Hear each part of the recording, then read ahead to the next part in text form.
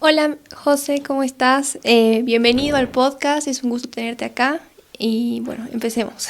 Muchísimas gracias, querida Paola. No, pues encantado de estar acá y bueno, estaba revisando pues su TikTok, estaba viendo que tienen un montón de seguidores y me estaban contando un poco de cómo empezó todo esto, de las charlas que tenían ustedes sobre política y que sentían que hay un montón de gente allá afuera que también tiene pues las mismas preocupaciones que ustedes y me parece absolutamente valiente, ¿no?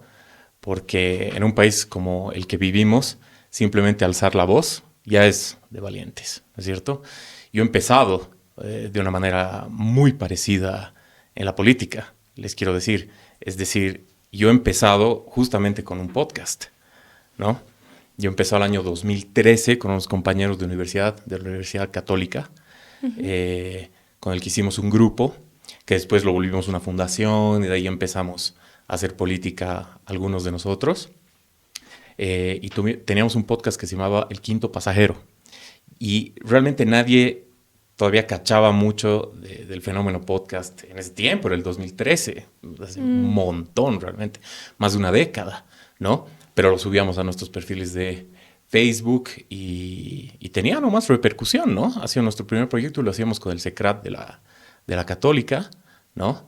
Y teníamos pues colaboradores eh, muy interesantes que nos ayudaban. No sé si han visto alguna vez el lugar donde se puede hacer como un estudio de radio que tiene el SECRAT en la Cato. ujú. Ahí hemos comenzado, ¿no? Invitábamos a docentes, de ahí hemos empezado a invitar a políticos, a diputados, a senadores, etcétera.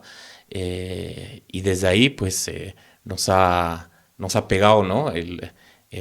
Se ha pegado el bichito a nosotros de la política. Estudiábamos ciencias políticas, pero de poder hacer más y más y más hasta llegar a incidir, ¿no? Entonces yo los felicito porque es pues un paso que yo también he tomado, entonces me parece muy lindo que haya tanta gente, o gente como ustedes, ¿no? Que decida emprender en un momento pues tan eh, donde hay más facilidades inclusive para ustedes que lo que nosotros podíamos hacer en su momento, ¿no? Mm. Gracias José. Bueno, ahora eres diputado, así que aunque a veces estos proyectos creo que con los chicos hemos empezado de cero, tal vez no nos damos cuenta de que sí estamos llegando a pisar, digamos, en el ambiente de la política. Y Así bueno, es. nuestra intención siempre es llegar a la verdad y creo que eso es algo que muchos jóvenes tienen como característica. Me ganaste un poco la primera pregunta, así que la voy a reformular un poco. Primero, ¿quién es José Ormachea? Nos contaste un poco cómo empezaste en la política, pero a ver, comentanos, igual estuviste Me Comprometo, Así es. de Jóvenes Política, Ajá. así que ¿cuál fue tu participación en tus inicios como A ver, político? José Ormachea hoy en día es marido de Camila Montenegro, me casé hace muy poco. Eh, Soy politólogo, ¿no?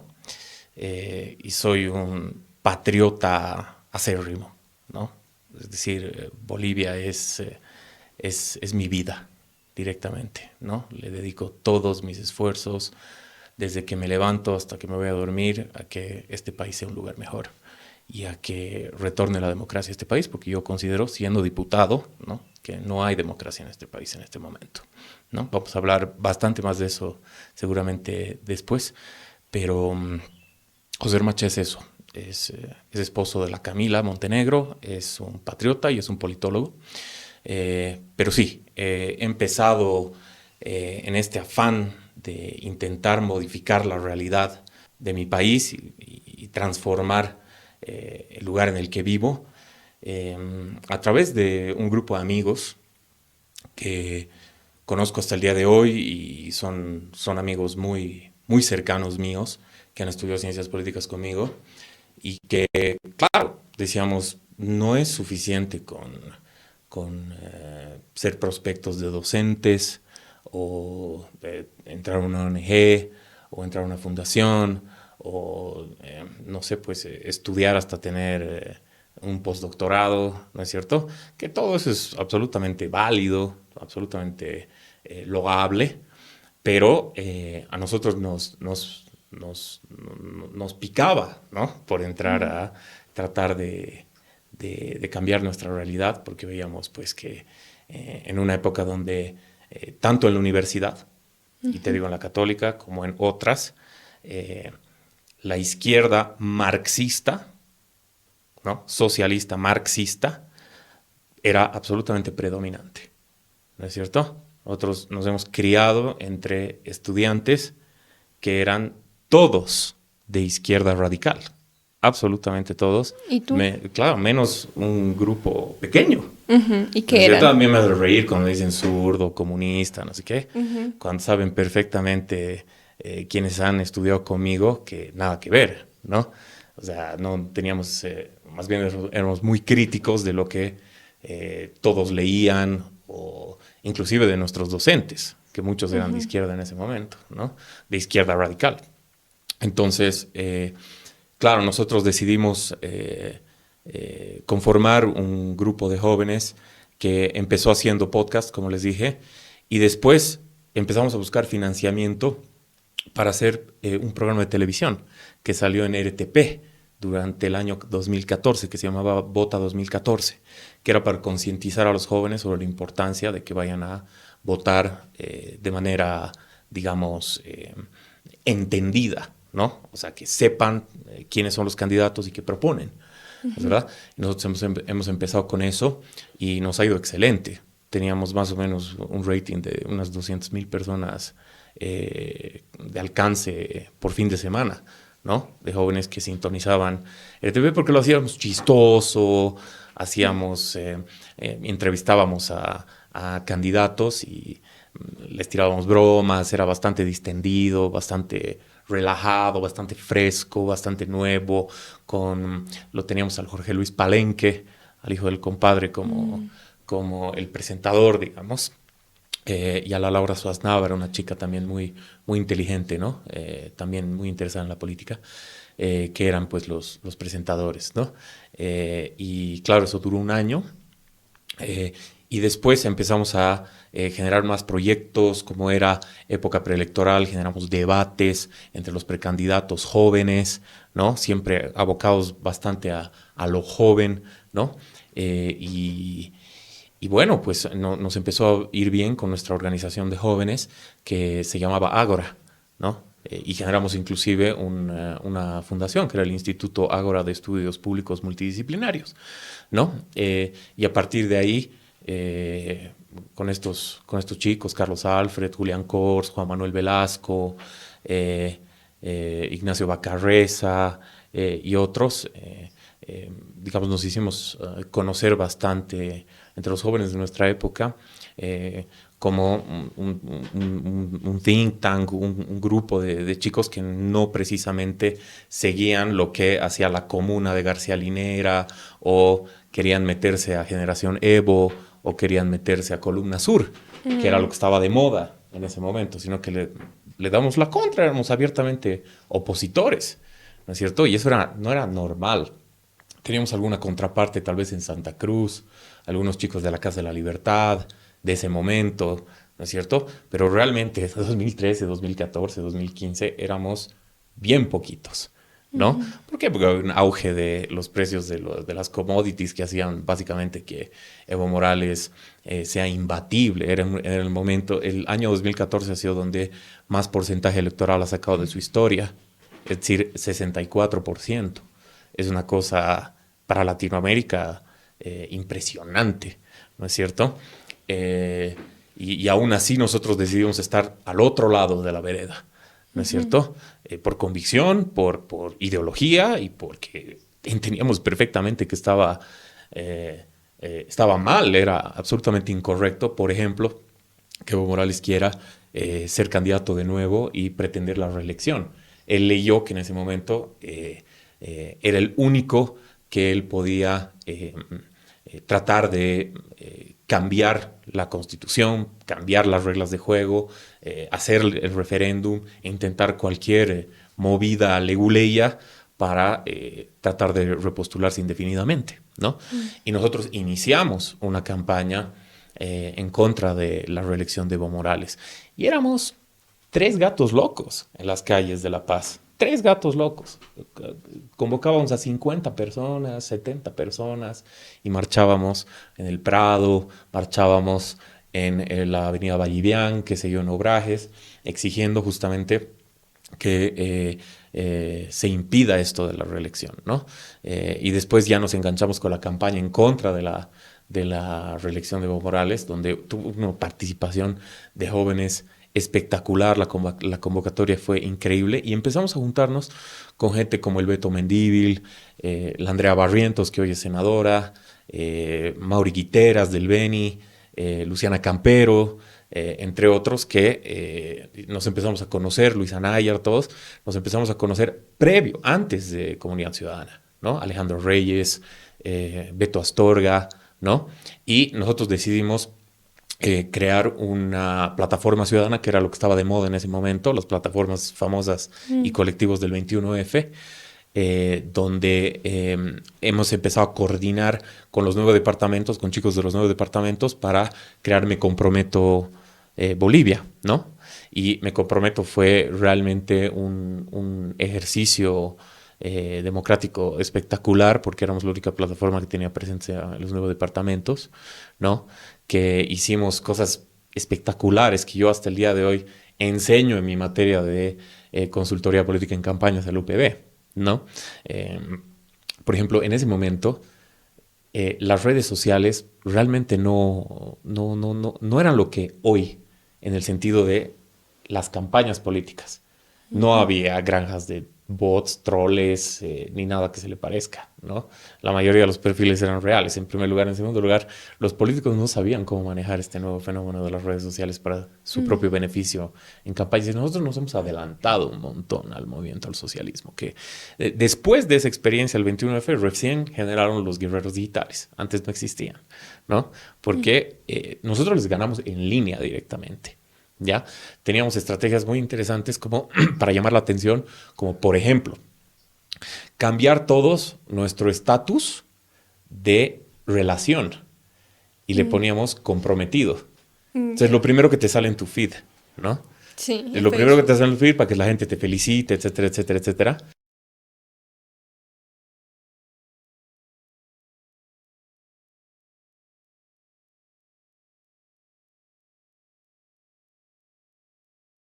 Comprometido. Entonces la gente, wow, ¿con quién? ¿Qué está pasando? ¿No?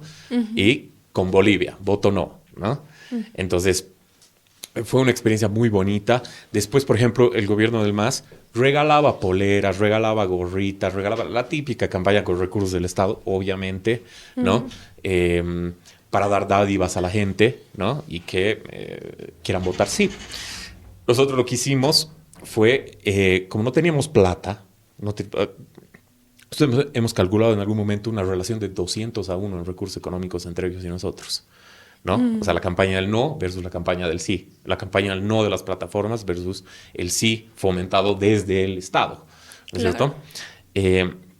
Y lo que hicimos nosotros fue hacer una campaña de que la gente lleve su polerita blanca sin nada, sin ningún tipo de serigrafiado, que diga vota no, y nosotros se lo serigrafiábamos en las plazas principales del país, tanto en la 24 de septiembre como en la Iglesia de San Miguel, en la San Francisco, en Cochabamba, en la Plaza de las Banderas, etc.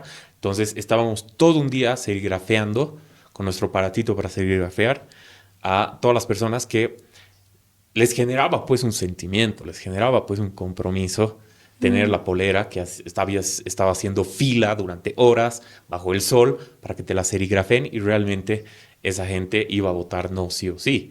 Y habían personas que decían por curiosidad qué está pasando, y teníamos gente que, digamos, les comentaba obviamente de qué se trataba la campaña, concientizar de el valor de votar por el no, que el no tiene que tener una connotación positiva, no negativa, ¿no es cierto? Y de eso se trató la campaña. Fuimos por la positiva, no fuimos por la negativa, cuando normalmente cuando quieres votar no a algo, un referéndum, más bien ves los aspectos negativos, los peligros, etcétera, etcétera, sino que más bien nosotros proponíamos una Bolivia más próspera, una Bolivia más desarrollada, una Bolivia más democrática, una Bolivia más incluyente en el sentido de votar por el no, ¿no es cierto? Entonces, fuimos avanzando en eso.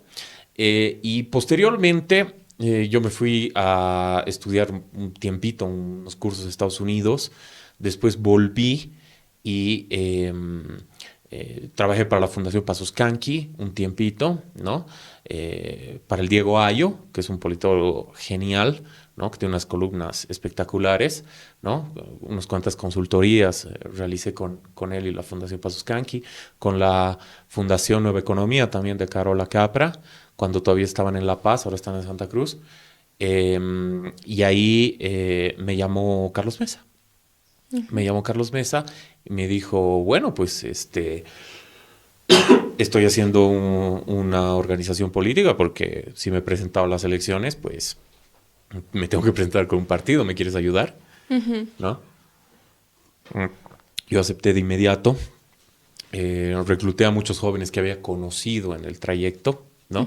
Porque además en ese tiempo, o sea, antes de hablar con Carlos para crear Comunidad Ciudadana, a mí me dicen el primer militante de Comunidad Ciudadana, ¿no? Así se me conoce adentro de Comunidad Ciudadana, el primer militante, ¿no? Porque estuve desde el día 1. Pero antes de eso, yo estaba yendo por el mundo, fui a Perú, a Brasil, a Chile, a España, a República Checa, a Estados Unidos, a México, a El Salvador, a Costa Rica, a muchos países, a Bruselas, en Bélgica, a hablar sobre cuán autoritario era Evo Morales. Y nadie me creía, o pocos me creían, ¿no es cierto? Porque en ese momento era Evo Morales la diva, ¿no es cierto? Internacionalmente y sobre todo en Europa, ¿no es cierto? Porque tenía una suerte de halo, de aura, como si fuera un nuevo Dalai Lama, como si fuera un nuevo Nelson Mandela, como si fuera un nuevo Gandhi, una cosa así que todos los bolivianos, ¿no? Estaban felices y contentos de un presidente que, entre comillas, se parece a ellos, el primer presidente que se parece a ellos, muy entre comillas, ¿no es cierto? Es más, decían, es el primer presidente boliviano, ¿te puedes imaginar? Y yo les preguntaba, ¿y de qué nacionalidad eran pues, los anteriores? No sé, pero no eran bolivianos. Pero entonces, o sea, has leído la Constitución, no puedes ser pues presidente de Bolivia si no eres boliviano, ¿no es cierto? No, y me decían, no, él sí es boliviano, ustedes no lo son. ¿No ¿Las características, alguna característica en específico? No, claro, ellos me decían, él es indígena, tú no eres indígena, ergo no eres boliviano. Bueno, tampoco es indígena, ¿no? Por supuesto, es, digamos, autoidentificado, ¿no es cierto? Pero culturalmente, obviamente, es un mestizo como 60-70% de nuestro país, por supuesto, ¿no es cierto? En todo caso, tiene inclusive usos y costumbres mucho más, digamos, de clase alta que la gente, digamos, culturalmente identificada como indígena originaria o inclusive como mestizo. El tipo se trata muy bien. Claro, porque creo que ahí muchas veces confundimos que, o sea, ser indígena originario, que igual hay que empezar a reconsiderar este concepto que es. Para mí es que muy pocas personas deben ser indígenas originarios que tienen un linaje familiar, es decir, que realmente o son mestizos o indígenas originarios, pero que no relacionar este concepto con una clase económica. Correcto, absolutamente. Ahorita hay mucha gente en unos cholets que cuestan millones de dólares que se autoidentifican indígena, originario, campesinos, bueno, de origen al menos, ¿no? Y que está perfecto, está muy bien. Pero para eso hay que leer, pues, La Sirena y el Charango de Carlos Mesa, ¿no? Donde él plantea el indomestizaje, ¿no? Como digamos, el espíritu de la nación boliviana, ¿no? Y que es muy parecido a lo que pasa en México, lo que pasa en Guatemala, lo que pasa en Ecuador, lo que pasa en el Perú, digamos, países con una raigambre profundamente indígena, pero que de ninguna manera niegan, digamos, todo el bagaje cultural que viene, pues, obviamente, del encuentro entre civilizaciones, ¿no? Tanto el español como lo autóctono y también, ¿por qué no decirlo, lo afro, que también en Latinoamérica tiene mucho impacto, ¿no? Entonces, lo indomestizo es, digamos, una conceptualización más interesante que simplemente los cánones mestizaje, o sea, un país mestizo o un país enteramente indígena o un país enteramente occidental, por decirlo de alguna manera, ¿no? Lo indomestizo creo que hace una síntesis y puede, digamos, reflejar mucho más de lo que es nuestro país y se parece bastante a varios otros. No somos un fenómeno aparte, ¿no? No somos una gran reserva nativa al medio de Sudamérica ni nada que se le parezca. Somos un crisol de etnicidades y culturas y eso es lo que nos hace únicos, me parece a mí, ¿no? Y debería importarnos al día de hoy el tema de si alguien es indígena, mestizo. ¿Importantes en qué términos? ¿Para Importarnos en general, es decir, que muchas veces las personas dicen que los indígenas en nuestro país han tenido un pasado, tal vez. Los términos del MAS es que los imperialistas los han colonizado y que antes de que los españoles lleguen a Bolivia, según la doctrina del MAS, los indígenas vivían en paz y armonía total. No, pero eso es doctrina, Claro. eso es ideología. Pero ¿No es muchos cierto? toman en cuenta la reivindicación indígena, por así decirlo. El día de hoy, 2025, ¿aún debería importarnos? A ver, dependiendo de cómo lo estás leyendo, desde un sentido estrictamente ideológico o desde un sentido estrictamente histórico. Si es desde un sentido estrictamente ideológico, obviamente todo lo que dice el MAS sobre el indigenismo es absolutamente cháchara, ¿no? O sea, parten por una serie de libros de texto que son, para mí, ciencia ficción y fantasía. Por ejemplo, que tanto los señoríos aymaras como el imperio inca eran profundamente socialistas. Te juro, hay libros de texto que parten de esa premisa. Y de eso, o sea, en eso se anclan, en eso se basan. Podrías basarte, pues, no sé, pues, en la tesis de Ayopaya, te podrías basar en tantas cosas que te podrías basar, ¿no es cierto? En Fausto Reynaga, te podrías basar en un montón de pensadores. Bueno, si quieres ser más purista, te podrías basar hasta en el pensamiento del pensador aymara Uyustus, pero no, o sea, no llegan a tener esa complejidad ni siquiera en digamos, en la manera en la que están adoctrinando a la gente, ¿no? Pero dicen, no, pues desde tiempos inmemoriales los indígenas éramos socialistas. Nada que ver, ¿no es cierto? O sea, no guarda relación una cosa con la otra, ¿no? Es más, te ponen como libro de texto muchos masistas de referencia un libro que se llama El Imperio Socialista de los Incas, que es una cosa, es una aberración de libro directamente, es una cosa absolutamente delirante, ¿no es cierto? Pero su interés no es ese, su interés es fusionar, amalgamar partido con identidad, ¿no es cierto? Y que como ellos no entienden la diferencia entre identidad étnica o etnia o nacionalidad indígena, partido y Estado, para ellos todo es lo mismo, ¿no es cierto? El objetivo del movimiento al socialismo obviamente es generar un etnoestado, ¿no? O por lo menos lo era, porque ahorita están en franco declive, ustedes están viviendo un momento que realmente nos ha costado lograr, ¿no? Empezando por el 21F, pasando por la rebelión de los 21 días, ¿no es cierto? Que realmente los que hemos estado desde siempre, desde más de 10 años en esto, nos ha costado desarticular todas esas ideas, todos esos pensamientos divisivos, esos pensamientos racistas, esos pensamientos discriminadores y esos pensamientos de supremacía racial que fomenta el movimiento al socialismo, ¿no es cierto? Pero en todo caso, me alegra que ustedes, por más de que estemos en declive también económico, porque el MAS no se va a ir sin arrastrar un montón de cosas alrededor que van a dañar a los bolivianos, por lo menos me alegra de que ese cuentito, ¿no? Del etnocentrismo, ¿no es cierto? Como formador de Estado, ¿no? ya no lo estén viviendo en el auge en el que nosotros lo vivíamos, porque realmente parecía un régimen supremacista que no tenía absolutamente nada de diferente de otros que ha habido en la historia, ¿no? Uh-huh. Te doy un ejemplo. La anterior vez tuvimos un live en presente y justo hablábamos de este tema, tal vez de más que un poco regional, el tema de collas y cambas. Uh-huh. Y por ejemplo entró un participante que él es occidental, nació en el occidente del país, y él me decía, yo soy colla, y por ejemplo se refería a mí, tú eres occidental, pero no eres colla, ni él se consideraba occidental. Cuando le preguntaba por qué, me dijo que era por cómo pronunciaba la R, porque creo que los dos pronunciamos la R de la misma manera. Uh-huh.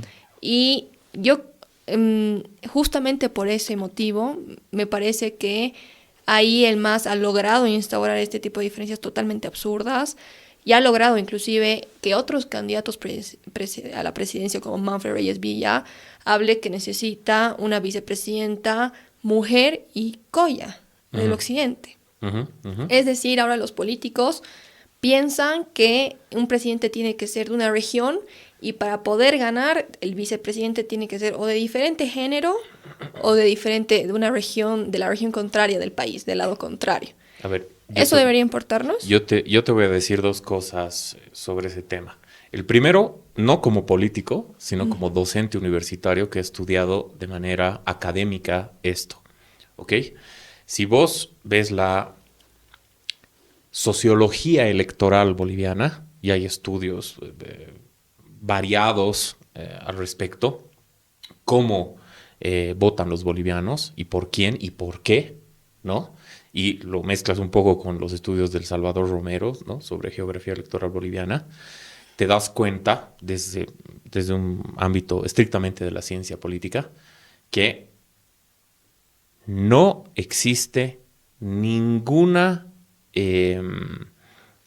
prueba, ¿no? Ninguna evidencia empírica que te haga afirmar que a los bolivianos les interesa en absoluto que tenga que haber un binomio Camba-Colla, Colla-Camba, Chapaco-Camba, Chapaco-Colla, lo que sea, y tampoco que el binomio tenga que ser hombre-mujer, mujer-hombre, chachahuarmi, lo que tú quieras, uh-huh. O que tenga que ser una mujer y una persona experimentada o viceversa. No hay absolutamente nada que te indique que el boliviano prefiere a un binomio por sobre el otro solo porque tenga esas características. No hay. Te lo ha demostrado 20 años de historia desde que ha llegado el MAS. 20 años. ¿A qué me refiero?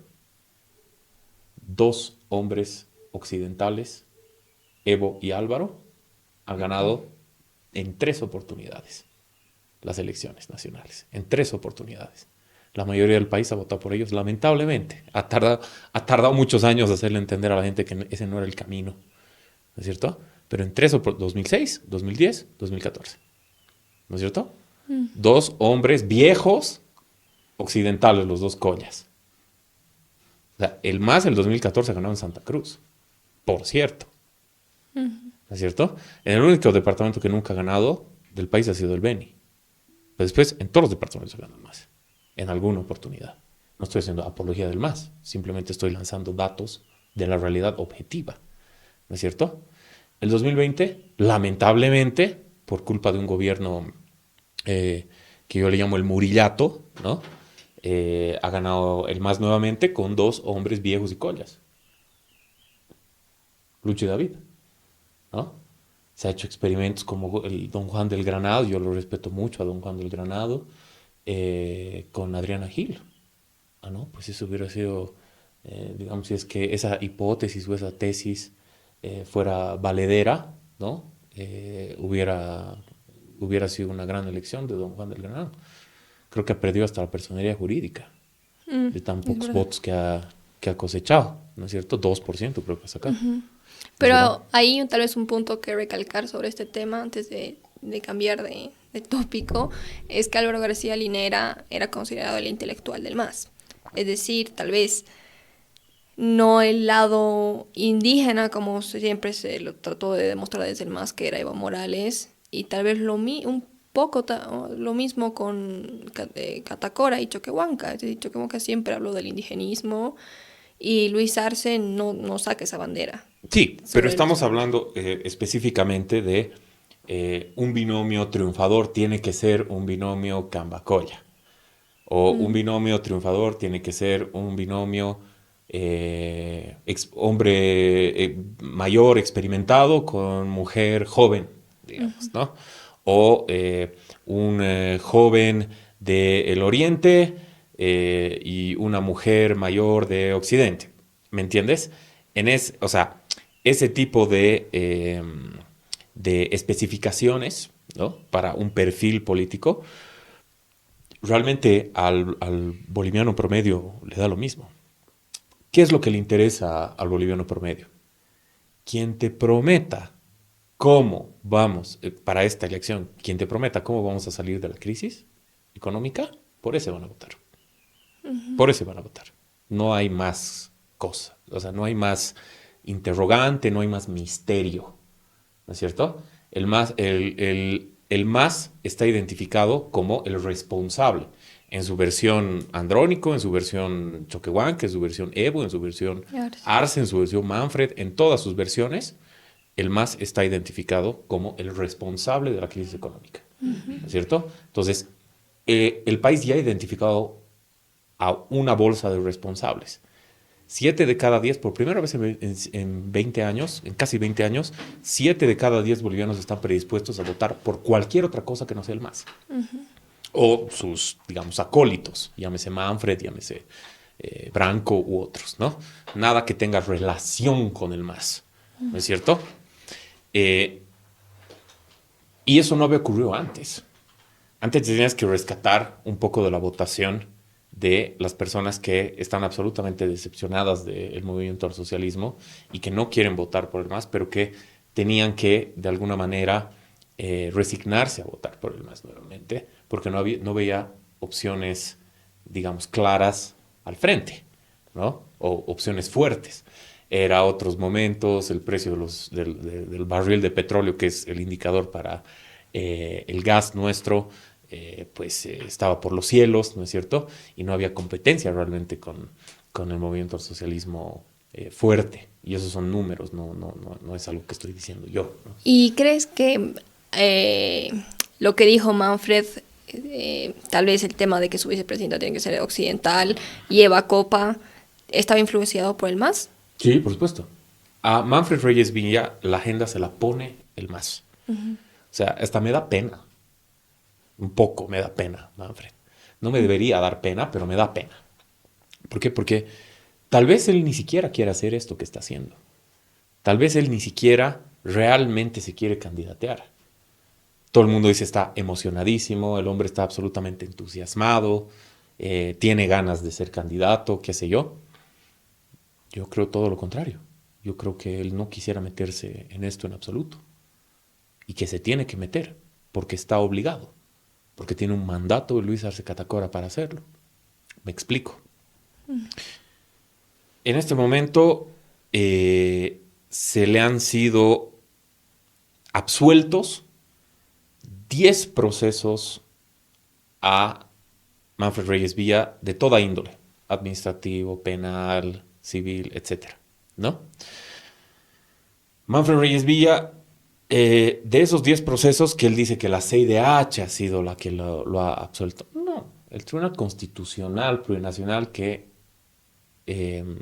obedece las órdenes de Luis Arce Catacora, lo sabemos perfectamente, Espada, Hurtado y sus amigos, son los que lo han absuelto, ¿no? Esos 10 procesos han sido, digamos, retirados y le quedan, en este momento, 3 procesos más. ¿Ok? Hasta donde tengo entendido, 2 con sentencia ejecutoriada y 1 con orden de aprehensión. ¿Y está libre? Simplemente es darle cumplimiento y otra es la situación. ¿Por qué no le dan cumplimiento? Bueno, pues lo tienen con la espada de Damocles al señor Reyes Villa.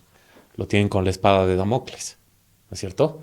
Si tú no eres candidato, tus sentencias ejecutoriadas, cualquiera de las tres, las convertimos en orden de apremio y se acabó el cuento, ¿no es cierto? Vas preso. Entonces tú tienes que partir el voto opositor. Tú tienes que fragmentar a los opositores, como lamentablemente por una mala asesoría Luis Fernando Camacho cayó en esa trampa, ¿no es cierto? Es muy loable que hoy haya definido y haya decidido que el bloque de unidad es el camino correcto. Pero Manfred Reyes Villa está atrapado en sus circunstancias. Lo han agarrado los del gobierno y han dicho, bueno, tú quieres ser no solamente nuestro plan B si todo nos va mal, si es que no llegamos a un acuerdo con Evo Morales, ¿no? Que por cierto, lo más probable es que sea el Andrónico, por supuesto, eso lo sabemos perfectamente. Pero si no llega a buen puerto las negociaciones que estamos teniendo, que se están dando inclusive en el exterior, ya les voy a contar un poquito de eso. Han tenido un par de reuniones en México para definir cómo van a lograr juntarse nuevamente. ¿Quiénes? Estaban presentes Adriana Salvatierra, Sebastián Michel, Hugo Moldis, esos tres. Adrián Salvatierra por el levismo, Moldis y Michel por el arcismo, ¿no? Para determinar quién sería el binomio, ¿no? Y ahora su pelea no es tanto por el candidato a presidente, lo han definido Sandrónico, simplemente hay que terminar de convencerlo a Evo Morales, eso es lo que dicen ellos, sino por el vicepresidente. ¿Por qué? Porque si Andrónico llegara a ganar, que no va a ganar, pero en el hipotético caso de que gane, Evo Morales en su cabeza está pensando, bueno, ¿y si me traiciona Andrónico? Bueno, pues lo tumbo y el vicepresidente es mío. ¿No es cierto? Yo tengo que tener una ficha ahí.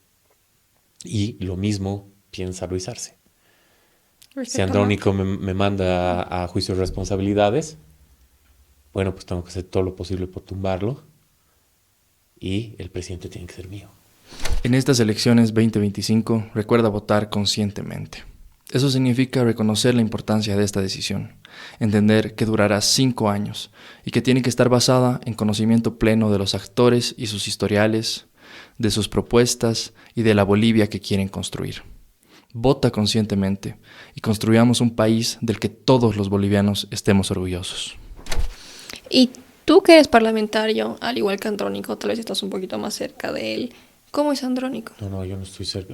Es un ignorante. Cerca por el Claro, ambiente laboral, digamos, ¿no? Alguna vez Sí. ha habido un almuerzo donde estaban todos los parlamentarios, digamos, en mesas cercanas y te tocaba en sesión de asamblea almorzar cerca. Claro, por el lugar de trabajo, me Sí, refiero. correcto, porque hay, digamos, hay un comedor, conoces, y cuando hay cuarto intermedio para almorzar o cenar, ¿no? Cuando estamos en sesiones largas, puedes terminar sentándote con cualquiera, ¿no es cierto? Cuando ya no hay mesas, qué sé yo, llegas tarde o el otro llega tarde, te dices así como en el colegio, ¿me puedo sentar? ¿No es cierto? Y te sientas, pues nomás. Yo, más que hablarle, lo he escuchado y me parece una persona profundamente ignorante. ¿Por qué? Yo creo que si le hablas, no sé, de el conflicto en Ucrania o, no sé, pues el conflicto en Gaza, no sé, pues le den bola y le empieza a sangrar la nariz o algo. Porque así de ignorante es, no tiene idea de dónde diablos está parado en este mundo. O sea, conoce Venezuela, conoce Cuba y conoce el Chapare, pare de contar. De ahí no tiene mucho más, digamos, mucho más fuelle intelectual, ni de digamos, ubicación en tiempo y espacio de qué es lo que está pasando en el mundo y qué es lo que está pasando fuera de Bolivia. Es profundamente ignorante. Y respecto a esta reunión en México, ¿sabes quiénes son los posibles candidatos a vicepresidencia de parte del MAS? Sí, el arcismo estaba pensando en Eduardo del Castillo. Castillo. Sí. Y el levismo en Adriana Salvatierra. O Mario Cronenbold, uno de los dos. ¿No? Y además con esa tonterita de cubrir digamos, esa caja para hacer check, ¿no? No, son cruceños, no, son jóvenes, ella es mujer, no sé, o sea, yo, como te estaba diciendo, como docente universitario, estoy viendo, digamos, el patrón de comportamiento del voto de los bolivianos por sociología electoral te indica que eso no es importante, pero bueno, ellos piensan que sí. Y no sé, no sé a qué llegarán. Espero que no lleguen a nada. Es más, espero que sigan peleados, ¿no es cierto? Pues si estoy del otro lado, ¿que voy a querer que se abuenen? No, pues, por supuesto que no. Igual no los tenemos miedo, igual les vamos a ganar, obviamente, ¿no? Porque eso es lo que dice nuestras encuestas, las encuestas de ellos también, que 7 de cada 10 bolivianos, 70% del padrón electoral de la gente registrada mayor de 18 años, habilitada para votar las elecciones 2025, no quiere ver al MAS ni en pintura. Pongan de candidata a la vicepresidencia a Shakira o a la Wendy Callaú o lo que sea, con el Andrónico Rodríguez, no van a ganar. Y respecto a Branco, ¿por qué lo metes a la bolsa del MAS con Manfred? Bueno, hay una sentencia del Tribunal Constitucional que le ha entregado a Branko Marinkovic entre 30 y 35 mil hectáreas en el oriente boliviano para él, a su nombre, que él clama que son suyas, que él clama que el Estado se las ha quitado, ¿no es cierto? Eso yo no lo puedo juzgar, pero lo único que puedo decir, y eso es claro y contundente, es que ni bien ha llegado y ha ganado Arce Catacora, él ha obtenido sus 35 mil hectáreas. O sea, si otra fuera la figura, cuando el Tribunal Constitucional es el decisor último del destino de esas hectáreas, claramente si fuera opositor se vería pues totalmente perjudicado, como se ha visto perjudicada Janine Áñez, que está en la cárcel, Luis Fernando Camacho, que está en la cárcel, procesados todos los líderes de la oposición por distintos casos, entre todos ellos hacen 2 docenas de procesos. El tipo está limpio, no tiene ni un proceso pendiente con la justicia y además le otorgan 35 mil hectáreas. Yo estaría pensando, ¿no?, en mi mente de político, que han hecho pues ahí un trueque, ¿no? Tú partes el voto de la oposición desde el lado más libertario, que de libertario no tiene nada Branco, pero digamos desde el lado más, entre comillas, libertario, ¿no? Haciendo una pantomima de Milei o haciendo, digamos, ahí una opereta de insultar opositores, ¿no es cierto? A cambio de que esos 35 mil o no sé cuántas miles de hectáreas te sigan perteneciendo, ¿no es verdad? Eso es lo que yo estoy pensando, ¿no? Me da la impresión de que por ahí va la mano, ¿no? Porque si no, no se entendería.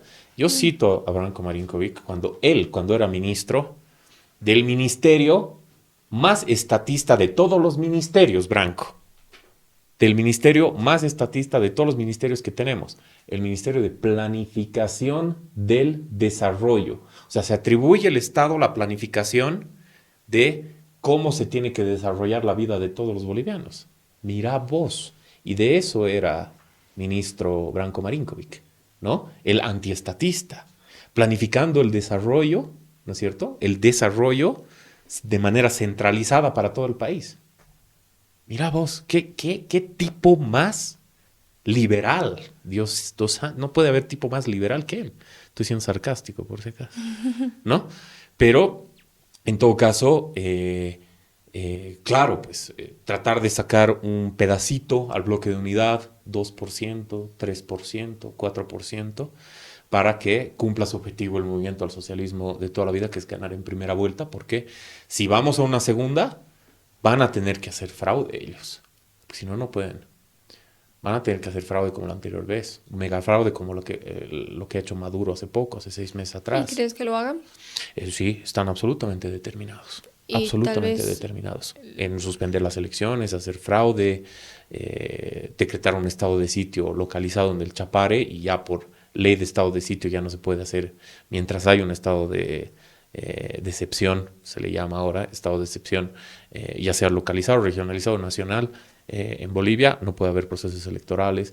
Tienen un montón de ases bajo la manga. Pueden hacer renunciar a la sala plena del Tribunal Supremo Electoral, ¿no es cierto? Pueden dejar absolutamente descabezado, defenestrado el órgano electoral y echarle la culpa a la asamblea de que no se pone de acuerdo para posicionar nuevos vocales y al mismo tiempo decirle a la bancada manfredista y a la bancada arcista que no generen los 2/3 para que podamos posicionar nuevos vocales. Pueden hacer de todo, justamente para evitar que hayan elecciones porque saben perfectamente que las van a perder.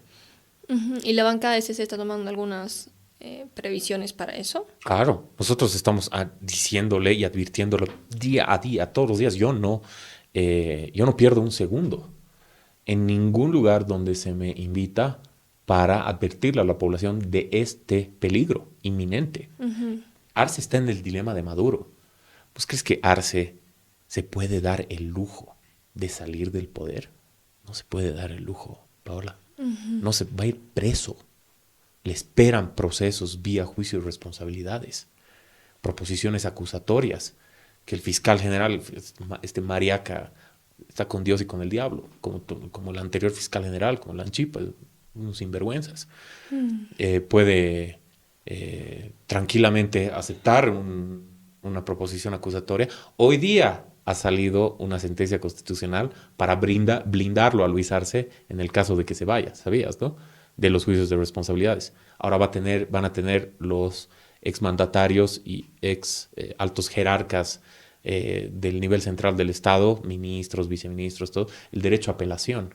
Antes no tenían derecho a apelación ante una sentencia del TCJ, ¿no es cierto? Ahora van a tener, ¿no? Lo están blindando al tilín por si se termina yendo y hay una proposición acusatoria en contra de él y se acepta por 2/3 de los miembros votantes de la ALP y se sube eso al Tribunal Supremo de Justicia ya para el proceso, ¿no?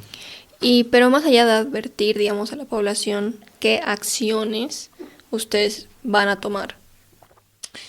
En este momento la Asamblea Legislativa no funciona. Te lo está diciendo un parlamentario, te lo está diciendo un diputado, te lo está diciendo de frente. A mí no me gusta mentir, que tiene que de alguna manera tomar distancia de otras, de otras iniciativas que muchas veces muy esperanzadas le hacen creer a la población de que la Asamblea tiene algún tipo de función democrática hoy. Hoy el movimiento al socialismo ha envilecido al 100% la Asamblea Legislativa Plurinacional. Es una pantomima y es una puesta en escena. Todos los proyectos de ley que yo presento, todas las iniciativas que yo presento, en su gigantesca mayoría, ¿no? Cuando tienen que ver con algo de índole político, no estoy hablando de reconocimiento, ese tipo de cosas que es otra cosa, son cosas protocolares, ¿no? Todo aquello yo le anuncio primero a la población que lo más probable, y siempre termina siendo el caso, es que vaya a intentar el movimiento al socialismo de que este proyecto de ley, este proyecto de resolución, este proyecto de declaración camaral, este PIO, esta minuta de comunicación, lo que salga de nuestra atribución de fiscalizar y legislar, va a tener cero efecto, porque tenemos ahí a unos reyes, unos dioses del Olimpo, entre comillas, que son el Tribunal Constitucional, que aunque se aprobase cualquier iniciativa legislativa de un opositor, el Tribunal Constitucional simplemente recibe una llamadita, un whatsappazo de Luis Arce Catacora que les dice, esto no lo apruebas. ¿Por qué? Porque es de la oposición. Y a la oposición hay que dejarlo en cero. Hay que dejarlo sin un solo proyecto de ley aprobado, sin un solo proyecto de resolución aprobado, sin un solo proyecto de ninguna índole aprobado. Es una política del movimiento al socialismo. Lo que quieren lograr hacer, Paola, a fin de año, vas a ver, es que el presidente de la Cámara de Diputados, Omar Yujra, a fin de este año va a decir, bueno, cierre de gestión 2020-2025. ¿Cuántos proyectos de ley aprobados por el movimiento al socialismo? 750, por dar un número. ¿Cuántos proyectos de ley aprobados por la oposición? 0. ¿Por quién quieren votar? ¿Por el MAS o por la oposición? Usan de manera proselitista y de manera política, inclusive la Asamblea Legislativa, a pesar de que son minoría. Son minoría. El arcismo es minoría. Hoy, 2/3 de los miembros de la Cámara Baja y de la Cámara Alta no son arcistas, ¿no es cierto? Se han tenido que generar mayorías artificiales, ni siquiera mayorías, digamos, un número más alto de parlamentarios de manera absolutamente artificial, ¿no? Con gente que se le ha dado la vuelta a Camacho y que ahora trabaja con la UCS de Johnny Fernández, que es, digamos, el más tropicalizado, por decirlo de una manera, y con la gente tránsfuga de Manfred Reyes Villa, que vota todo sistemáticamente a favor del arcismo. Por ejemplo, en el caso de la elección del fiscal Mariaca, él ganó por 115 votos. Entonces, evidentemente, votos de Comunidad Ciudadana están dentro. Del manfredismo. Sí, pero ¿solo los tránsfugas? Sí, correcto. Nosotros hemos mostrado nuestros votos, todos y cada uno de nosotros, al jefe de bancada, ¿no es cierto? ¿Y por qué no la Nosotros, población? Por supuesto que lo hemos mostrado. ¿Todos? Hay videos enteros, por supuesto que sí. De cada diputado. Claro que sí. Cada uno de ellos tenía la obligación de subir a sus redes sociales su voto. Esa era la indicación de Enrique Urquidi, del jefe de bancada, ¿no? Cada uno de ellos tenía la obligación de mostrar su foto, la foto, ¿no?, de su votación con su carnet de identidad. Nos ha pasado en más de una oportunidad que le hemos pescado, por ejemplo, a la diputada manfredista Mónica Torres, que había editado su voto, por ejemplo, la ley del oro, ¿no? Había juntado su carnet de identidad con un voto manifestando que no estaba de acuerdo con la ley del oro, a pesar de que había votado a favor, ¿no? Y hemos visto cómo lo ha editado. Lo hemos visto con un diseñador gráfico y hemos dado cuenta de que lo había editado, ¿no? Entonces, tienes que subirlo a tus redes sociales para publicarlo y que la gente lo vea, ¿no es cierto? Y mandarlo al jefe de bancada, ¿no? A un grupo específico. Tu foto con tu carnet de identidad, con la votación respectiva, ¿no? Eso ha sido sistemáticamente la política de Comunidad Ciudadana, ¿no? Obviamente hay gente que te dice, no, ¿quién eres tú para decirme qué es lo que voy a hacer, qué es lo que tengo que hacer? Tú no me vas a venir a decir lo que yo tengo que hacer. ¿En CC? No, claro, ¿Quién al es? jefe de bancada, ¿no es ¿Quién cierto? es? Pero la gente del manfredismo, antes de que se salgan, tú no me vas a venir a decir qué es lo que yo puedo votar, lo que yo no puedo votar. ¿No es verdad?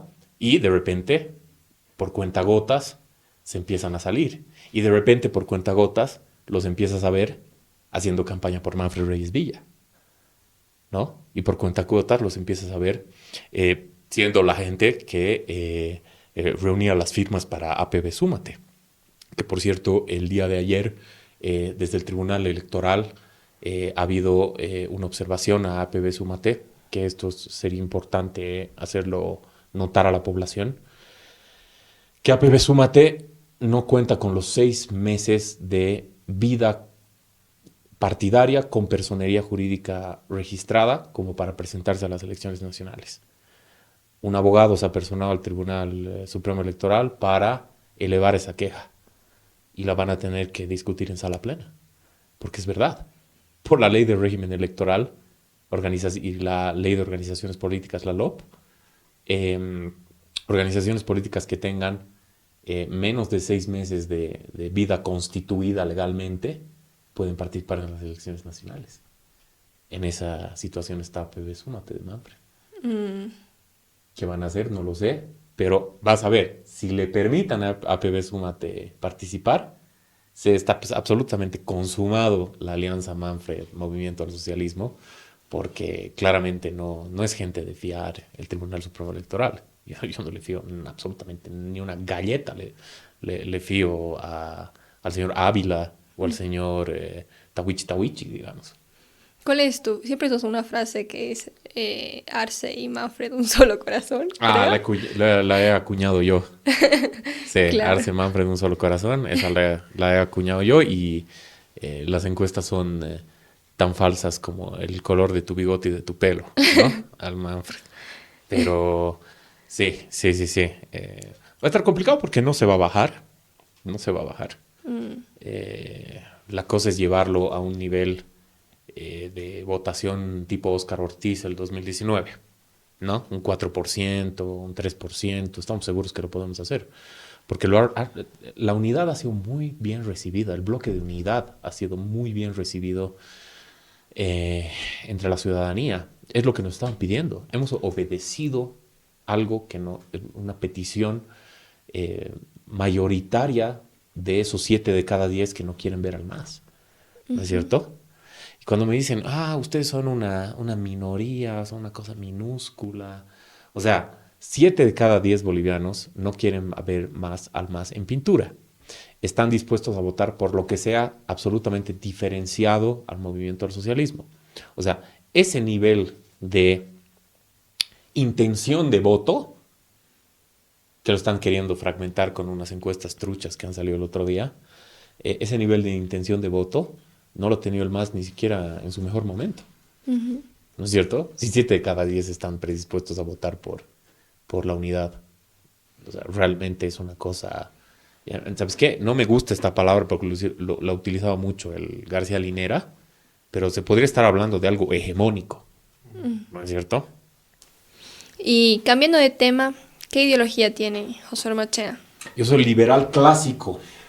Yo soy liberal clásico y me encanta que lean a Mises, me encanta que lean a Hayek, me encanta, ¿no? Tienen que un poco leer a Schumpeter, ¿no? O sea, cuando me citan a quienes leen, digamos, quienes van más a lo ANCAP, a lo libertario, qué sé yo, está perfecto, ¿no? Pero por favor lean Juan Linz, por favor lean Giovanni Sartori, ¿no es cierto? Por favor lean Robert Dahl, que son los politólogos liberales, no los economistas o los praxiólogos liberales. No solo lean economía para entender el liberalismo en todas sus aristas y en todas sus dimensiones. Existe el liberalismo politológico, de teoría democrática, ¿ok? Y ahí quien me gusta más personalmente es justamente Giovanni Sartori, ¿no? En elementos de teoría política, él te indica exactamente lo que él entiende y es, digamos, más o menos ¿cómo decirlo? El estándar en la ciencia política mundial de cómo entender qué es el liberalismo. Me encanta el proyecto de vida, el respeto irrestricto del proyecto de vida del prójimo. Muy bien, está excelente, ¿no? Eso es de Venegas Lynch. Me parece sensacional. Pero hay definiciones mucho más claras sobre lo que es el liberalismo. En primer lugar, es una ideología de la que se pueden pegar varias otras, a la que se pueden pegar varias otras, ¿no? Es una ideología que tiene pegamento alrededor y a la que se pueden colar otras. ¿Cómo No cuáles? Como la socialdemocracia, como la democracia cristiana, ¿no es cierto? Como el conservadurismo, como el libertarianismo. O sea, hay una pletora, digamos, en el espectro ideológico, hay un crisol de ideologías que tienen como base, ¿no? Al cual como pegatina te puedes pegar, tienen como base el liberalismo político. ¿Qué es el liberalismo político? El liberalismo político es Estado de Derecho. El liberalismo político es separación de poderes. El liberalismo político es libertad de expresión. El liberalismo político es libertad de reunión.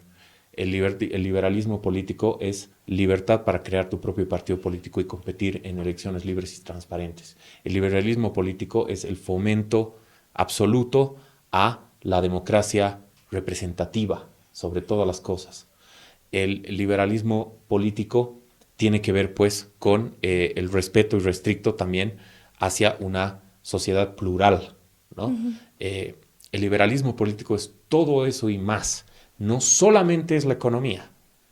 Está muy bien la economía, pero no solamente es, digamos, ser adepto a los principios del libre mercado. No es solo eso, ¿cierto? Tiene muchas más dimensiones, tiene muchos más elementos que hay que tomar en consideración. Si tú te consideras un liberal, en primer lugar, tienes que ser antiautoritario. Antiautoritario en cualquiera de sus versiones, de derecha o de izquierda. Te tienen que parecer tan mal Pinochet como Maduro. ¿Y la socialdemocracia puede ser compatible Claro con que el... sí, que es Europa. ¿Qué es Europa? En Europa gobiernan presidentes socialdemócratas que no tienen ningún tipo de intención de que su proyecto político sea el mismo que el de Maduro. ¿Y cómo llegan a consensos, digamos? El de Cuba o al de que se llama la Unión Soviética. O sea, Pedro Sánchez no es procubano, ¿no es cierto? Por más que sea un presidente muy cuestionado por temas de corrupción, no es procubano, ¿no es cierto? Los primeros ministros que muchas veces ganan y gobiernan en los países escandinavos, ¿no? Que han generado estados de bienestar muy robustos, ¿no es cierto? Y que la ideología socialdemócrata se ha vuelto a grandes rasgos casi una política de Estado, ¿no es cierto? No tienen ningún tipo de intención sus gobernantes de generar una dictadura totalitaria como la de Stalin. No hay relación alguna, ¿no es cierto? Ellos, ¿por qué son liberales? Porque hasta los socialdemócratas en Europa y en el mundo occidental, en Australia, en Canadá, en Nueva Zelanda, etcétera, etcétera, los socialdemócratas son de alguna manera políticamente liberales, porque respetan el Estado de Derecho, porque respetan la libertad de expresión, porque se adhieren a las reglas del libre mercado, ¿no es cierto? Por más regulaciones que de alguna manera propongan, o por más que propongan mayor educación y salud gratuitas, por ejemplo, ¿no es cierto? Pero en ningún momento ellos van a decir, hay que nacionalizar todas las empresas del país. O sea, no tienen ninguna intención de hacer eso, ¿no es cierto? Portugal tiene una tradición socialdemócrata muy, muy importante, ¿no es cierto? Tienes a presidentes de estos partidos gobernando itinerantemente Alemania, Francia, Italia, Reino Unido. Hoy Reino Unido tiene un presidente laborista, Keir Starmer, ¿no es cierto? Hace poco un presidente socialdemócrata ha renunciado en Canadá, Justin Trudeau, ¿no es cierto? Bueno, ahí se llamaba Partido Liberal, pero los liberales son socialdemócratas allá, ¿no? En todo caso, entra un centroderechista, un demócrata cristiano, ¿no es cierto? Que son los del Partido Popular de España o la CDU de Alemania, ¿no es cierto? Los demócratas cristianos italianos o los republicanos franceses, ¿no es cierto? Y gobiernan y tampoco tienen ninguna intención de volver a sus países la Italia de Mussolini o qué sé yo. O sea, una dictadura de derecha. Simplemente ellos son liberales también en el sentido no cultural, no en el sentido económico, sino en el sentido político. Todos ellos son liberales. Milei es un liberal político y un libertario económico. ¿Te das cuenta? Milei es un liberal político y un libertario. Empuja por la menor cantidad de regulaciones. Si fuera por él, en el mundo ideal, Argentina no tendría banco central, ¿no? Y esas son ideas libertarias, ANCAP. Ahora, o anarcocapitalistas o minarquistas, como él le gusta, digamos, definirlo. ¿Te ubicas? Pero ¿tú ves a un potencial dictador en Milei que quiera cerrar medios de comunicación? No, para nada. Entonces es liberal en el campo de lo político, ¿me entiendes? Entonces, ¿cuáles serían las diferencias entre un liberal y un socialdemócrata? Los partidos liberales, normalmente en Europa y en el mundo occidental, los partidos liberales han sido pensados como partidos de centro. Vos te vas a morir de risa ahorita, ¿cómo va a ser de centro un liberal? Lo que pasa es que en Latinoamérica se ha confundido mucho la palabra liberal. ¿A qué me refiero con eso? La gente en Latinoamérica empezó a pensar que la palabra liberal implica ser libertario o ser conservador. Y son dos escuelas de pensamiento absolutamente diferentes al liberalismo. ¿Me entiendes? Entonces, el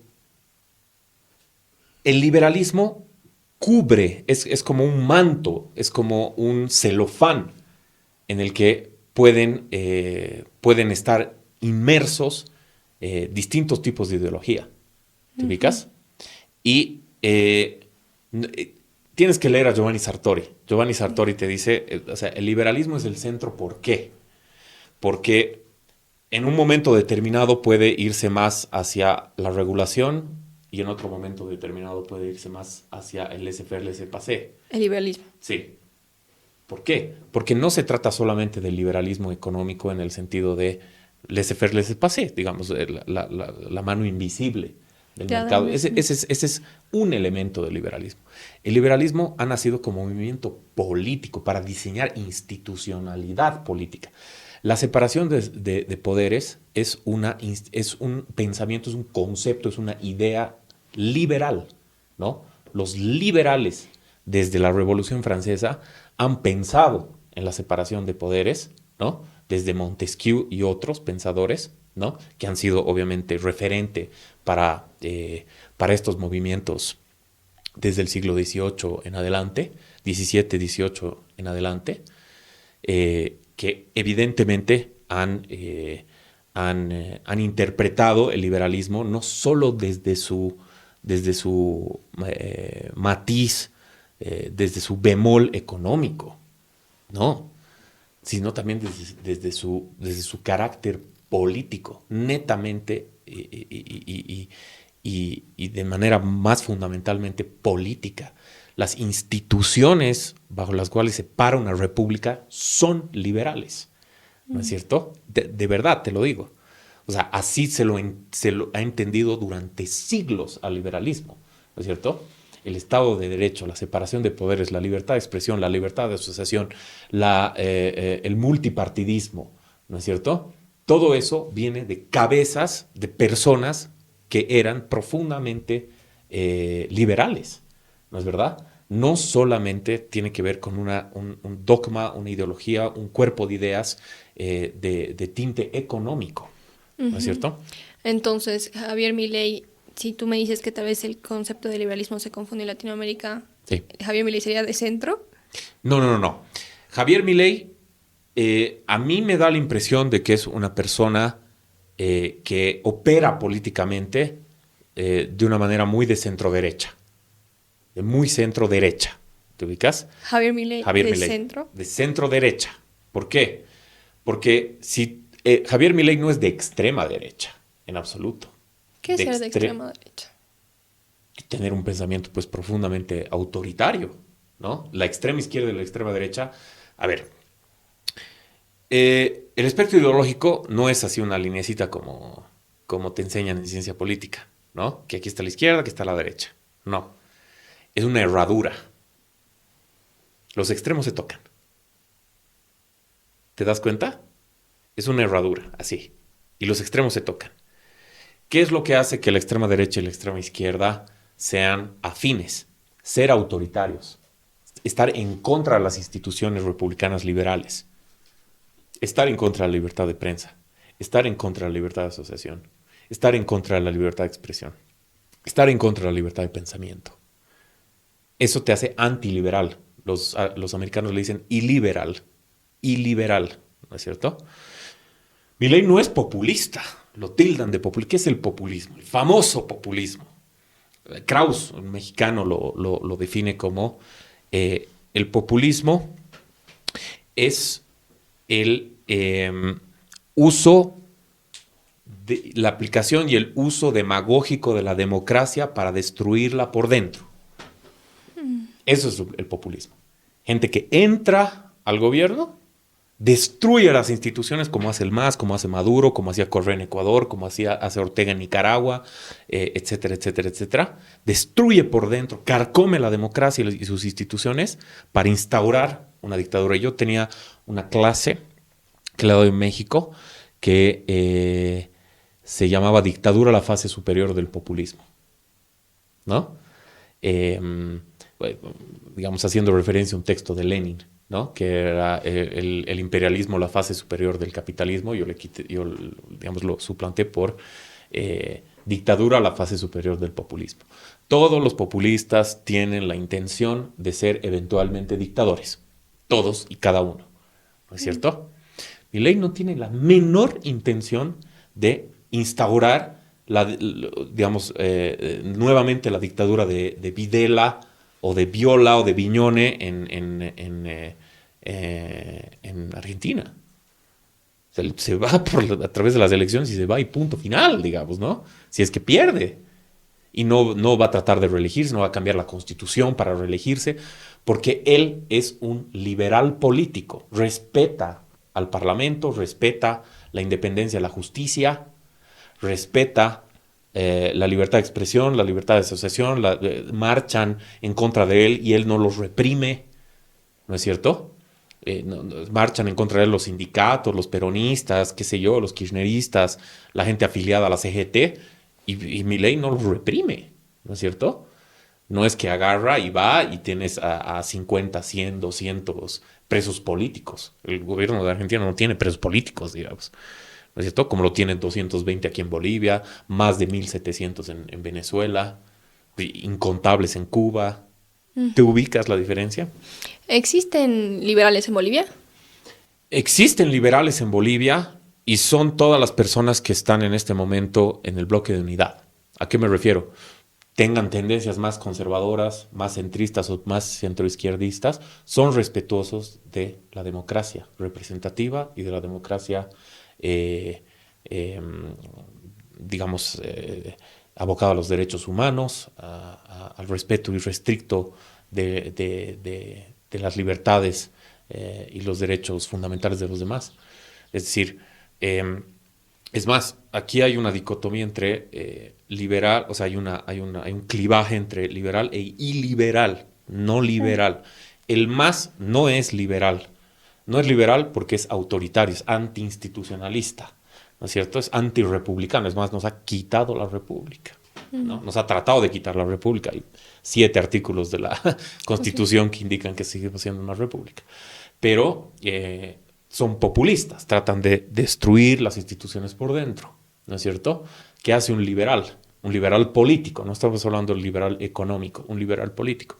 Respeta el Estado de Derecho, respeta las normas, respeta la independencia judicial, aboga porque los jueces sean imparciales, aboga porque el juez, por más de que te quiera llamar para decirte te voy a hacer un favor, le tires el teléfono, le cuelgues y le dices, no hubiera equivocado, amigo querido, yo no tengo nada que ver contigo, ¿no es cierto?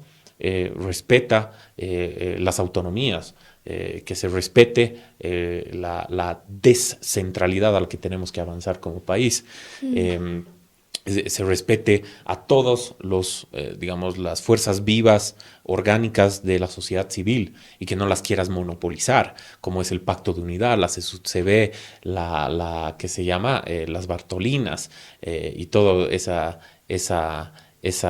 grupo de mancagastos que le hacen creer a la gente que Bolivia está gobernada por movimientos sociales, ¿no? Es decir, eso es cooptar organizaciones de la sociedad civil, ¿no? Hacerle creer a la gente que la representación orgánica viva de la sociedad viene por parte de ellos y ralear a todos los demás que no concuerdan con las ideas de quien está en la casa del pueblo, ¿no es cierto?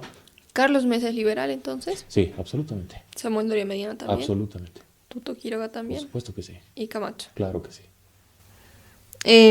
Justo hablando del tema del liberalismo, tuviste una intervención polémica en la asamblea. Al viva la libertad, carajo. Exacto. Los liberales, a ver, ¿por qué, les pregunto, por qué tienen esa tendencia, muchos, no todos, algunos, ¿no? A querer hegemonizar un grito de ahínco, un grito tan lindo como es hacerle una oda, una apología a la libertad, ¿no? ¿Por qué es suyo? ¿Por qué tendría que ser tuyo? ¿Por qué tendría que ser tu propiedad? ¿No es cierto? ¿Por qué tendría que ser propiedad de un movimiento liberal o un movimiento libertario y no puede ser un grito de todos quienes clamamos por que se respeten todas las libertades en este país. ¿Por qué? O sea, ¿por qué esa actitud tan autoritaria? ¿Por qué esa actitud que parece pues de esos estatistas que dicen odiar tanto, que quieren centralizarlo todo? ¿Por qué quieren centralizar un grito de guerra tan bonito como viva la libertad, carajo, en unos cuantos que se autodeterminan libertarios extremos, ¿no es cierto? Y que nadie más lo puede usar. No, un ratito, ¿necesitas carnet de liberal para gritar viva la libertad, carajo? Qué poco liberal de su parte. Pero si tú eres liberal, ¿por qué no entrarías en ese grupo? Pero lo que me dicen, eres un ridículo, eres un patético, eres un pobre diablo por haber gritado viva la libertad, carajo. ¿No es cierto? Es decir, no tiene sentido, realmente no tiene ningún tipo de sentido común, ni lógica, de ninguna característica que te digan, a ver un ratito, ¿dónde está tu carnet de libertario? ¿Dónde está tu carnet amarillo y negro? ¿No? Para gritar, para recién poder gritar viva la libertad, carajo. ¡Wow! O sea, hasta los comunistas más extremos, los comunistas guevaristas más extremos, no le han prohibido a nadie gritar hasta la victoria siempre. Porque entendían que su movimiento pues tenía que crecer. ¿No es cierto? Lamentablemente, porque son gente tóxica y gente parasitaria y un foco infeccioso que hay que eliminar ideológicamente, no físicamente. Pero hasta ellos entendieron que sus ideas se las tenía que repartir entre distintos partidos, entre distintas organizaciones, ¿no es cierto? Y que tenían que sumar, tenían que llegar a, de alguna manera, copar y cooptar la mayor cantidad de organizaciones de la sociedad civil, de la academia, etcétera, etcétera, etcétera. Pero no puedes, no del lado del libertarismo, te digan, esto solo lo puedes gritar exclusivamente si piensas 100% y exactamente como yo, y si te has comido Hayek, te has comido Mises, te has comido Friedman y te has comido no sé qué, ¿no es cierto? Como texto base y como Biblia. Si no, no puedes, estás prohibido. ¿Qué más quieren? Que alguien se atreva a gritar viva la libertad, carajo, en un parlamento donde 20 años lo único que se ha gritado ha sido jalaya, proceso de cambio. O sea, ¿no les parece más bien positivo que alguien grite algo diferente? Cambiando un poco de tema, el tema de Virginio Lema. Hiciste un video que se hizo recontra viral. Se puede decir que sí fuiste una gran piedra en el zapato de Virginio. Pero ¿por qué llegaste a tomar esta decisión de hacer este video? ¿Fue por los ataques constantes a Carlos Mesa o cuáles fueron otros motivos por los cuales tomaste esta decisión? No, por decepción de Virginio Lema. Por la decepción, porque Virginio Lema era mi amigo. Agustín Zambrano igual. Buenos amigos. ¿No es cierto? Yo aparecía permanentemente en el búnker.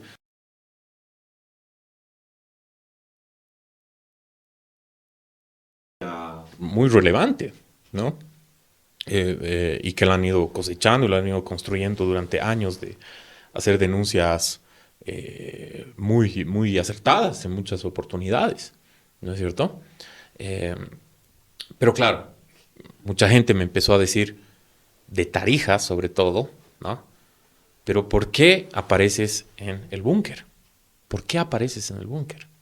Digo, pero, o sea, es gente que nos da cobertura. Muchas veces los medios de comunicación copados y cooptados por gente del MAS no nos dan el tiempo que merece la oposición de cobertura en los medios de comunicación. Hay un libro de Raúl Peñaranda que todo el mundo debería leer que se llama Control Remoto, ¿no? Sobre cómo el MAS ha empezado a generar medios paraestatales, ¿no?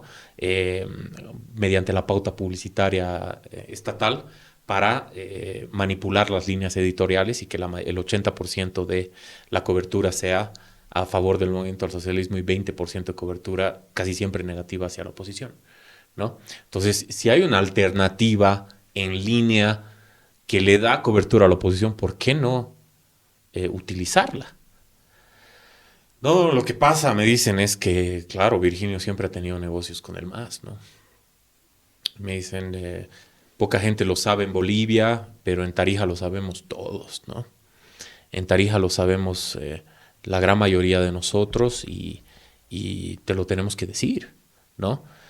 Entonces, yo no lo quería creer al principio, pero acumulando evidencia y acumulando evidencia y acumulando evidencia, pues claramente mi deber moral era decirle al pueblo boliviano y sobre todo a los bunqueros, como se les hacen llamar, decirles quién era su líder, Virginio Lema, y qué negociados y acuerdos tiene sus familiares más cercanos con el MAS, ¿no? Ujú. ¿Y cómo crees que está Virginio Lema después de...? No tengo idea. No tengo idea. No debe estar muy bien porque creo que ahorita está con un proceso o algo así, ¿no es cierto? Pero mira, todo en su lugar. Todo en su lugar. A mí me parece que Virginio Lema es una persona que le gusta estar bien con todo el mundo, con Dios y con el diablo. Y es un oportunista. Me parece una persona oportunista. Pero si la justicia hoy lo está queriendo judicializar por un dicho, ¿no? Que le dicen que ha llamado a que la gente no pague impuestos, en ese caso específico y particular, no estoy hablando de Virginio Lema en toda su complejidad, ¿no? O en su entereza, sino en ese caso que está viviendo en particular, mi solidaridad con él, por supuesto. Porque le están quitando su derecho a la libertad de expresión. Si él piensa que nadie debería pagar impuestos, pues lo puede decir. No es que es un pecado mortal, es un pecado capital. ¿No? El que llame, casi en el Código Penal dice, el que llame a que la gente deje de pagar impuestos será sentenciado con X número de años en la cárcel. No dice en ninguna parte. Es un atentado absoluto y total contra su libertad de expresión y con un tribunal constitucional que no tenemos en este momento independiente, eso sería arreglado en Sucre y si no, tendría que ser arreglado ante la Corte Interamericana de Derechos Humanos. ¿No es cierto? Es un oportunista el hombre, es un oportunista. Cuando el MAS estaba en boga con Evo Morales, su hermano ha hecho contratazos con Evo Morales, ¿no es cierto? Y con alcaldías y gobernaciones que le respondían a Evo Morales, obviamente. Pero en esta situación específica, mi total y plena solidaridad con él. Tomando en cuenta que esta es la última gestión de los actuales parlamentarios, ¿qué planes tienes después de tu último año como diputado? Yo voy a ser una persona absolutamente leal a el proyecto de la unidad de la oposición. Absolutamente leal, militantemente leal al proyecto de la unidad de la oposición. Quien salga triunfador de un proceso de elección interna donde puedan participar quienes quieran de la unidad opositora, yo lo voy a bancar y lo voy a apoyar donde me quiera invitar a que lo apoye o la apoye. Uh-huh. Si es de pegador de stickers en autos, me toca. Si es algo más, algo más. Si es de quien reparte las banderas para los mitines, que así sea. A mí lo que me importa es la unidad de la oposición para sacar al movimiento al socialismo. Uh-huh. ¿Cierto? Es más, yo no tengo ningún tipo de apego particular por la política. ¿A qué me refiero? Mi pasión en esta vida es ser docente universitario. Yo podría estar feliz el resto de mis días siendo docente universitario. ¿No es cierto? Yo hago esto por compromiso con mi país. Yo lo hago esto por patriotismo puro y duro. ¿No es cierto? Yo hago esto porque quiero transformar la realidad de mi país, cueste lo que cueste, pase lo que pase. Y me lo he jurado a mí mismo hace muchos años atrás, no voy a descansar ni un solo segundo hasta que estos desgraciados, estos infelices, esta gente que está destruyendo mi patria, que le está dejando moribunda, se vayan. Quiero que se vayan. Puede ser todo lo que esté a mi alcance para que se vayan. y lo voy a lograr. No importa cómo, lo voy a lograr. Se van a ir. Ese es mi único objetivo. Mi objetivo no es tomar el poder por asalto yo o esos sueños megalómanos. No. ¿Pero quisiera ser presidente? Quiero que se vayan.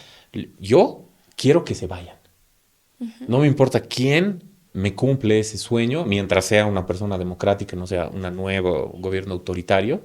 Por eso yo estuve en contra del murillato, como lo digo. Janine Áñez tenía poca participación en las partes, digamos, autoritarias del gobierno de Janine, pero estuvimos en contra de muchas políticas del gobierno de Janine.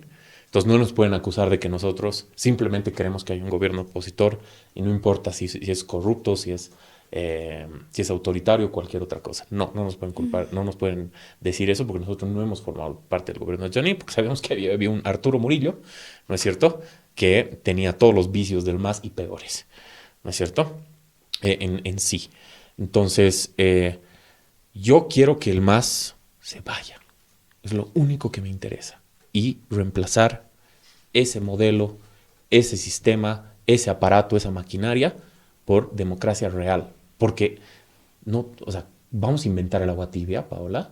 O sea, es la fórmula del éxito de todos los países que han sido exitosos en el mundo. Me vas a decir, no, pero China, no, pero Singapur, no, pero no sé qué. Eso tiene fecha de expiración. Eso tiene fecha de expiración. Porque cuando empieza a tomar malas decisiones un gobierno autoritario, ¿quién hay para sacarlos? ¿Cómo se hace para reemplazarlos? No hay, pues, cómo reemplazarlos. ¿No es cierto? Entonces caes en una espiral de subdesarrollo y debacle. Lo único que les empieza a interesar a ellos es mantener el poder a toda costa. Es lo que está pasando con Maduro, con Díaz-Canel, con Ortega, que son estados fallidos directamente. Lo que tienen son remedos de estado, pero tienen que mantener el poder a toda costa. Pero digamos en un futuro, no me refiero a estas elecciones, si en algún momento de tu vida, en unos años quisieras ser presidente. No lo descarto en absoluto, pero digamos, si me dice un consultor político, digamos, ¿no? Bueno, tú tienes probabilidades, ¿no? Pero simplemente hay que empezar de cero, escalar un poquito. En la primera elección vas a sacar 2%, en la segunda elección vas a sacar 5%, en la siguiente vas a sacar 10%, yo te prometo, ¿no es cierto? No, creo que prefiero ser docente universitario. Pero obviamente si las circunstancias lo ameritan, si el sentido de la historia te lleva hacia un lado, ¿tú quién eres para contradecir donde la gente en general te ha puesto para tomar un rol y tomar decisiones en beneficio de ellos?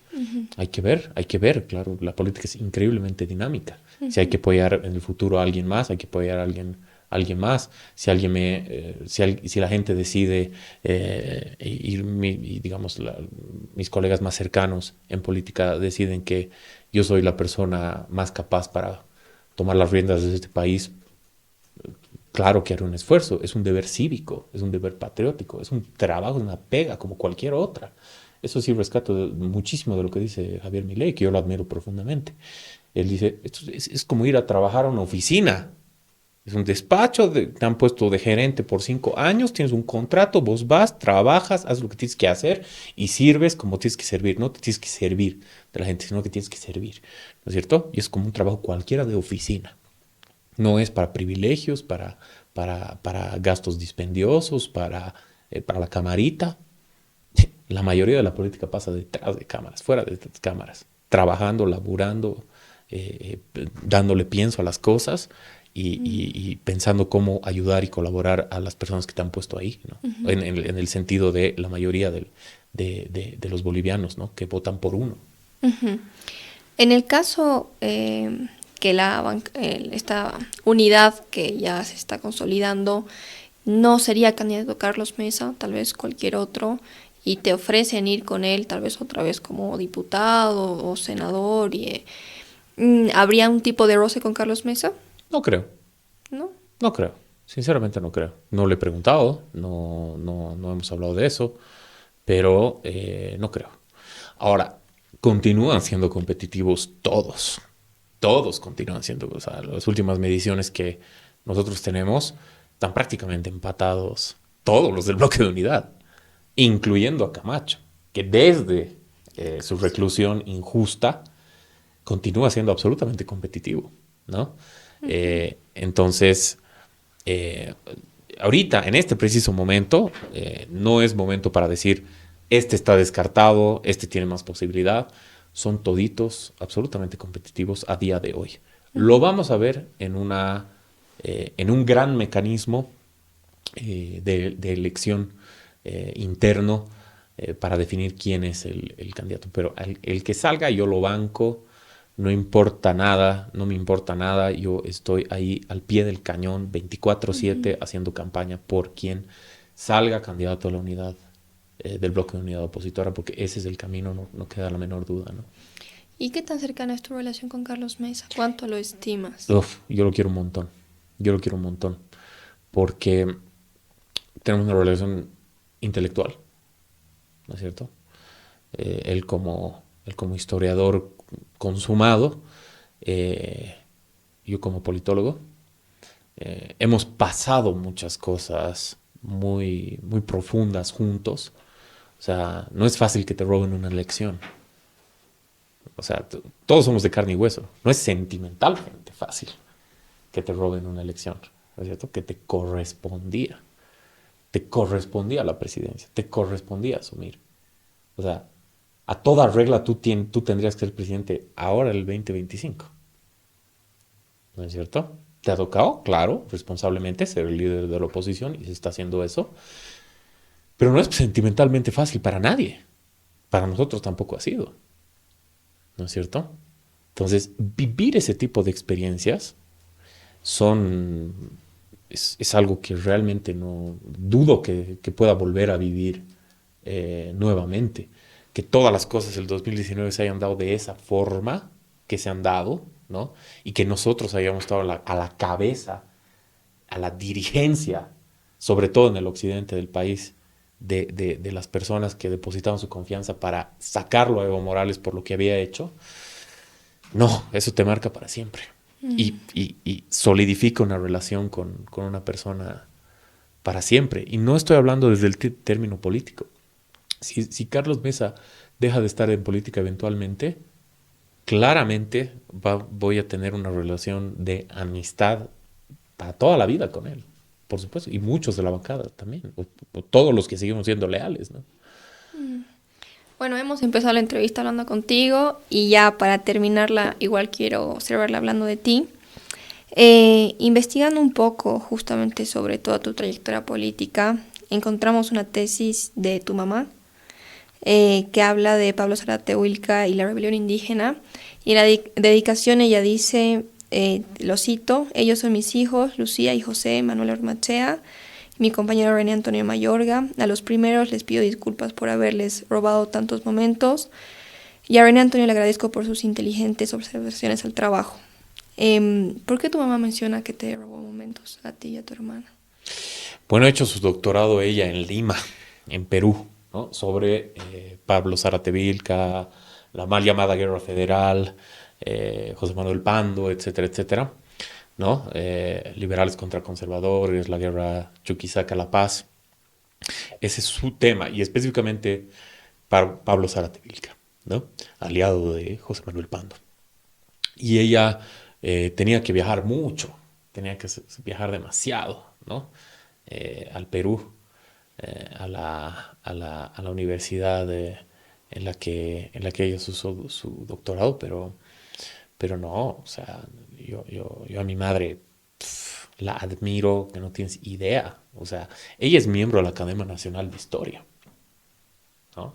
Carlos Mesa también lo es, o sea, son 5 nomás, ¿no? Miembros de la Academia Nacional de Historia. Es la distinción más grande que... Es doctora en historia. Sí, es doctora en historia.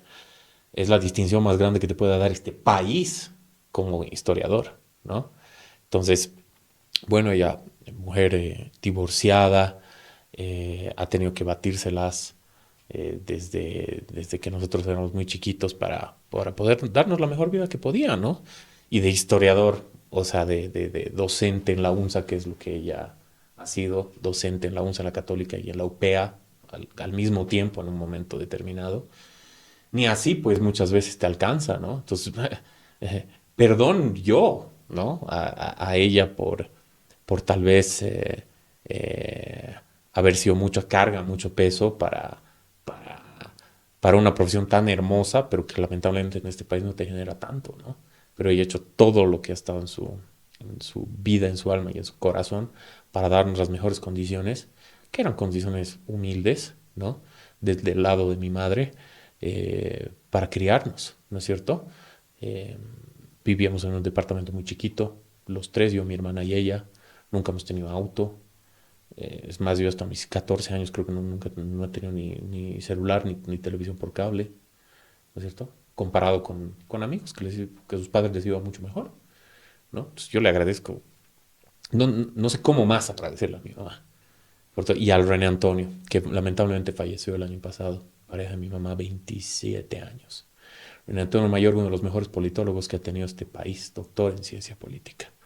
También otro firme liberal. Por eso yo he adoptado, ¿no? El liberalismo político como mi forma de vida. Gracias a René Antonio Mayorga, que junto con HCF Mansilla, y eran muy amigos los dos, han sido pues una luminaria para la ciencia política de este país, ¿no? ¿Qué tanto influye tu mamá en tu causa de vida? Harto, porque yo hago casi todo lo que hago para que mi mujer, mi madre, mi papá, mis hermanos que viven acá, puedan vivir libres, puedan vivir en libertad, puedan hacer lo que les dé la gana, sin consecuencias, ¿no es cierto? Y si siguen estos, todo lo que hagan va a tener consecuencias, ¿no? Entonces, yo vivo para eso, para que mis allegados, mis conocidos, la gente que quiero, que amo, que estimo, que respeto, que admiro, que todos puedan hacer lo que les dé la gana, porque ahorita no puedes hacer lo que te dé la gana. Tú alguna vez me has dicho que te has frustrado por no poder estudiar, por no ser penalista, ¿no es cierto? No, tú ahorita no puedes hacer lo que te dé la gana. Yo quiero que tú hagas lo que te dé la gana. Yo quiero que todos, en el marco de la ley, puedan hacer lo que les dé la gana. Hoy no podemos hacer lo que nos da la gana. Bolivia es uno de los países con mayor cantidad de profesionales frustrados. Creo que es el número 1 de Latinoamérica, o del continente, o del hemisferio occidental, una cosa así. ¿No es cierto? Yo voy a pelear en este país para eso. Y ¿sabes qué? Mi mamá siempre me ha dicho, mira, ser boliviano es lindo, pero sobre todo es un desafío. Y es un desafío que no tiene la gente del primer mundo, no es un desafío que tienen los gringos, ni siquiera es un desafío que tienen los chilenos, digamos, ¿no? De construir país desde la raíz, ¿no? Y hacerla desarrollar y que tenga un boom económico y de desarrollo, de crecimiento como lo están teniendo todos alrededor nuestro, menos nosotros. Paraguay recién está generando su propio boom económico después de centenares de años, pero lo está haciendo, ¿no? Antes era un país con una calidad de vida muchísimo más inferior que la nuestra, ¿no? Y ahora todos los bolivianos están yendo a Paraguay. Entonces, algún día quiero eso para Bolivia y no voy a descansar hasta lograrlo. Gracias, José. La última pregunta, un mensaje para nuestra audiencia. Este es un gran podcast. Es una iniciativa espectacular. Me alegra que esta tradición de hacer podcast desde que estábamos en el paleolítico del podcast continúe con chicos que les interesa la política, la ciencia política, la historia, la sociología, la actualidad y lo contemporáneo y están creciendo de una manera espectacular en redes sociales y yo espero que continúen así y espero que no sea la última vez tampoco, ¿no? Este episodio es traído a ti por Presente Bolivia, un proyecto social liderado por jóvenes, con la misión de brindar espacios de diálogo y opinión que empoderen a la juventud boliviana en los ámbitos social, político y cultural, con la finalidad de construir una Bolivia próspera. Somos un medio completamente independiente que apunta a la imparcialidad, el apartidismo y acercarnos lo más posible a la verdad. Gracias por quedarte hasta el final y no dejes de escucharnos.